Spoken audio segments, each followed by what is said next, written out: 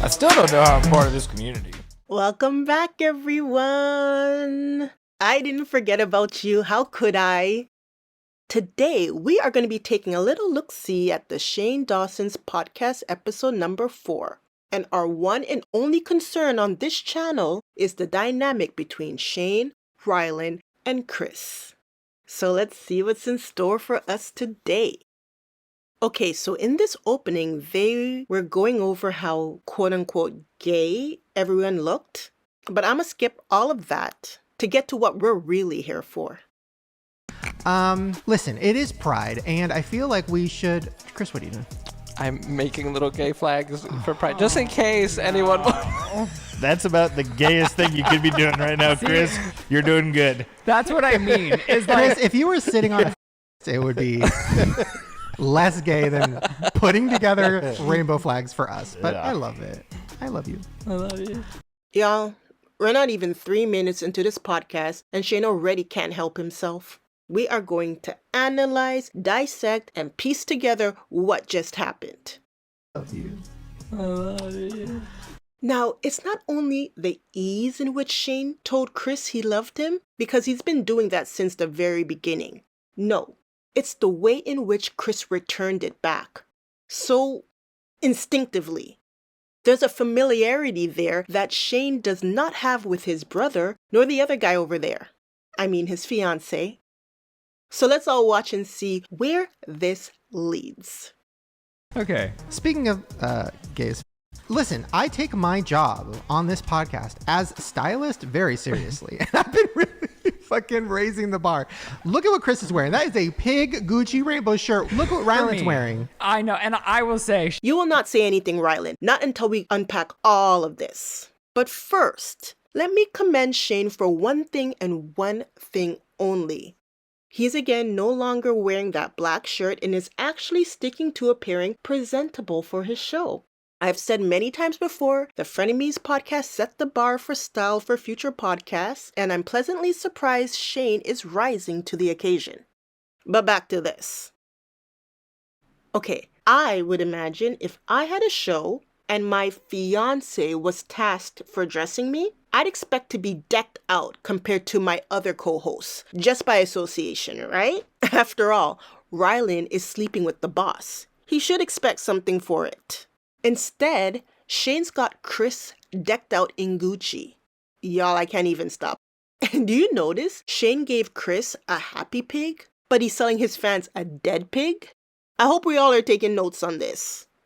Okay, now let's go look at Ryland's outfit. Nah. You all thought I was playing when I said in the previous episode that Ryland's clothing looked like he blended into the couch. There goes Shane, taking me literally. He tore out the upholstery to sew Ryland's outfit. Oh, you think I'm joking? Look, you see that? You see that seam right there? That's where Shane tried to stitch the couch back together. Ryland, yo, let me see how much your outfit costs. Okay, look, it's on clearance. Shane happened to save some money. I know, and I will say, Shane was backed into a corner to buy me something. So Ryland is saying he had to force Shane to buy him something. Okay, I know Shane buys Ryland a lot of luxury brands, so it was probably no big deal. He got me a very cute wallet. What did you do, Shane? I didn't even know they made these. And if it doesn't fit, I'm gonna actually die. I'm literally gonna die. There's a chance it won't fit. So this is for... Okay, dust bag. They are Croc boots? Are you kidding me? Shane. Because you have your Croc heels in LA, your Croc snow boots. Oh my gosh, they fit. They do. They're the perfect fit. It's literally had one pair left in the whole United States. They're so ridiculous, but I'm ridiculous and I love them more than Oh, I anything. took the fuck out of those. Those are so cute. Oh my gosh, you're kidding me. Can you imagine in our farm town neighborhood, me walking down the street in these with our dogs? They're everything. But, next to Chris, it's a bigger deal than you may think.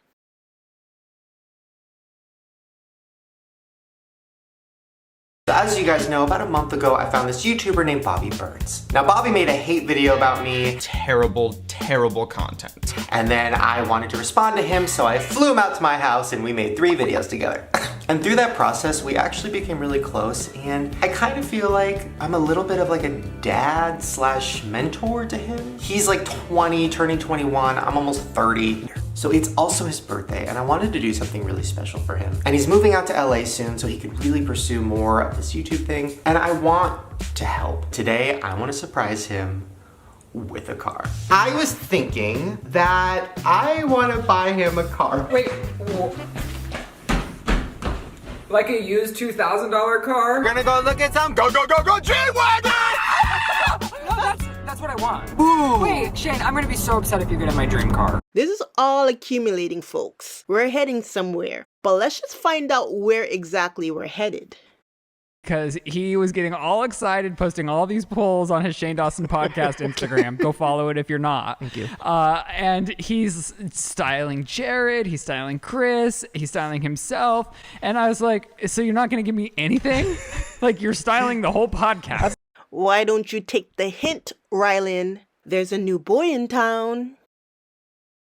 I feel like he was styling the needy, though. You know? Yes. I feel like you aren't a needy when it comes to needing style. You know, true. where like I wear the same clothes every day. Yeah, I'm not You know? like you go to homeless shelters and give them soup. Okay, You don't- this feels very different. But You don't, like, nobody's handing me soup. Like, I look souped out. I I'm know, souped up. but I just thought the sentiment. And then, yes, this morning I woke up to Shane handing me a new corduroy hoodie that really fits the theme of this podcast. So thank you very You're welcome. much, is You all look- I'm trying to say. Yes. You look crazy, but You look- I love you. Yeah, he styled you after the fact. You were last on the priority list, Ryland. Okay, now listen. The reason that we're talking about gay shit is because it's Pride Month. Let's all go around the room and talk about what Pride means to us. No, Chris, let's start with you because you are the wokest in the room, and I feel like you would celebrate Pride. So right here is when Shane asks Chris what Pride Month means to him. And Chris goes into detail about growing up gay in an environment where it wasn't as accepted as it may be in other places. It was emotional, but I just want to highlight Shane's reaction to Chris's story.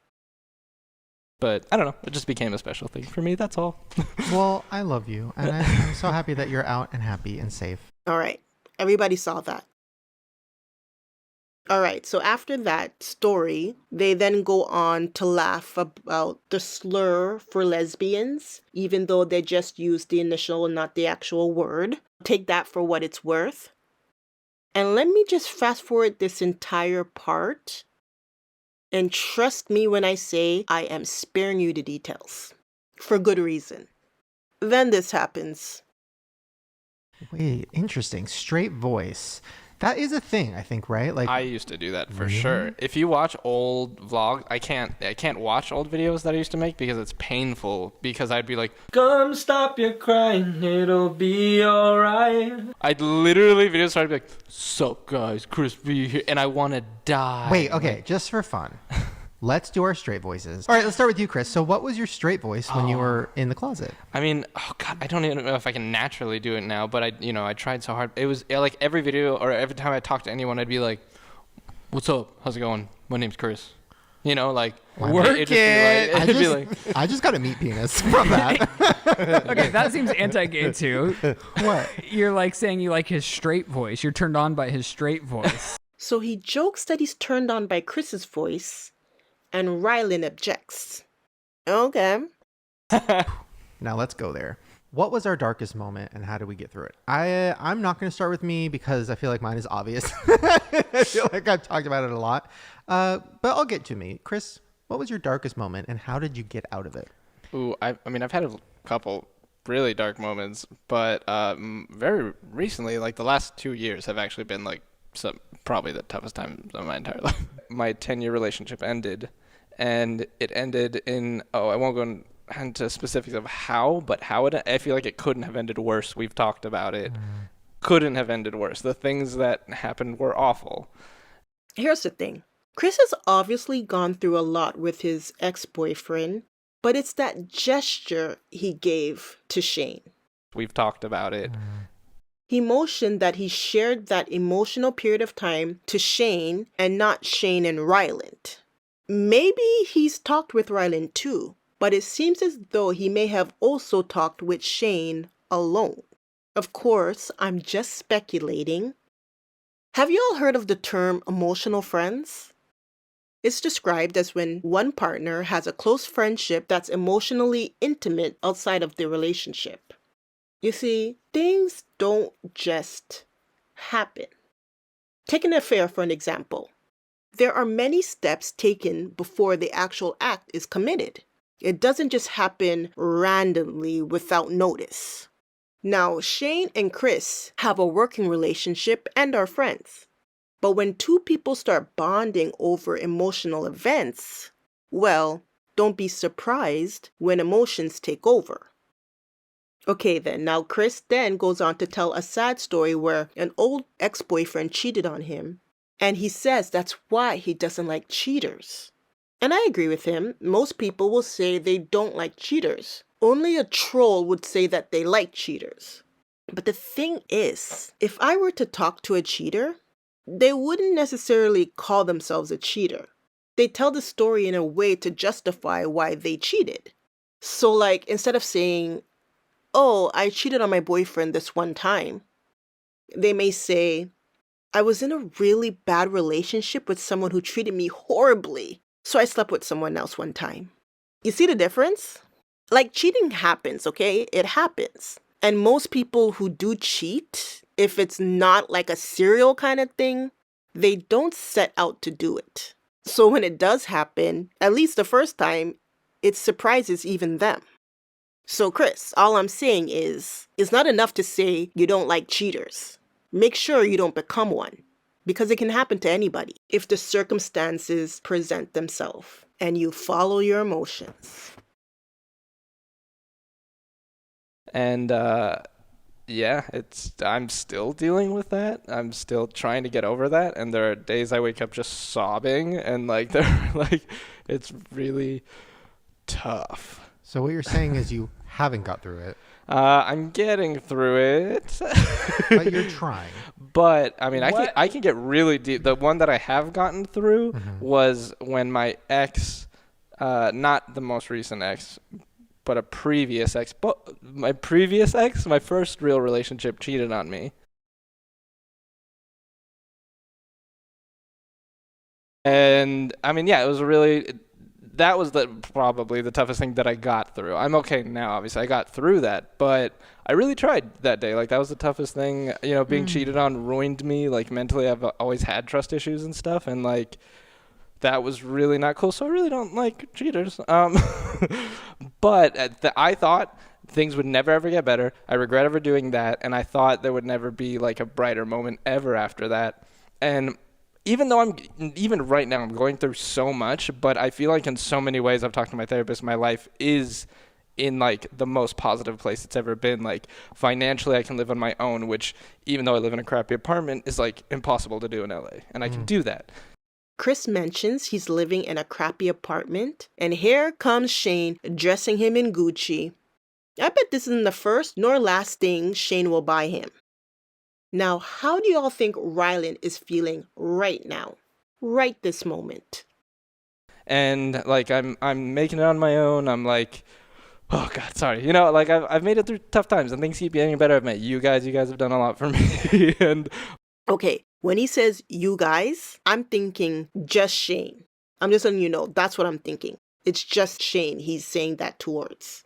As in, Shane, you have done a lot for me. My life is going up. It is getting better. And like, no matter how dark it seems, it will for sure get better. But, oh, I'm sorry. I'm getting emotional. Gosh, you made me cry. But I love you so much. We know, Shane. We know. Really tough. And even though in the moment it seems impossible and it seems like it will never get better, I don't have great advice other than it will 100% get better, even though it seems impossible. But yeah, I know everyone's path to getting better is different. But anyways, that's my story. Chris, Sorry. If you would have done anything to hurt yourself, I would have myself and then joined you in the afterlife and made your afterlife a living hell. Because I would have been so fucking mad. Oh my God. Dramatic much?